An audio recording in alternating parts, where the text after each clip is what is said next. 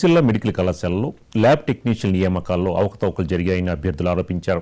ఈ విషయమే కలెక్టర్కు ఫిర్యాదు చేయడానికి వెళ్లగా కలెక్టర్ దురుసుగా మాట్లాడారని వాపోయారు. అనుభవం లేని వారికి ఉద్యోగాలు ఇచ్చారని వారు ఆరోపించారు. కలెక్టర్ గారిని ఈరోజు అడగడం జరిగింది. కలెక్టర్ గారిని ప్లస్ అట్నే ఎంప్లాయ్మెంట్ ఆఫీసర్ గారిని అడగడం జరిగింది. సార్ మేము కోవిడ్లో చేశాం కదా సార్, మాకు ప్రాధాన్యత ఇస్తానన్నారు కదా అని చెప్పి మేము అడిగినందుకు అది కలెక్టర్ గారు సార్ మేము ఇట్లా కోవిడ్లో చేశాము అని మేము పలకగానే తను ఇష్టానుసారంగా మాట్లాడి తను ఈడేటు స్టూపిడు వెనకలకు జరుగు అని సీరియస్గా మాట్లాడడము, మమ్మల్ని దురుసుగా ప్రవర్తించడం కలెక్టర్ గారు జరిగింది. కావున న్యాయం జరగాలి. దయచేసి మాకు ఇప్పుడున్న పోస్టులలో కొన్ని పోస్టులన్నా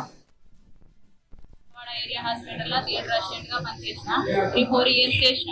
ఆయన అక్కడ రెగ్యులర్ ఉద్యోగులు వచ్చిరని మమ్మల్ని టర్మినేట్ చేసినాక మళ్ళీ నేను ఇందులో మెడికల్ కాలేజీలో పడితే నేను అప్లై చేసుకున్నా.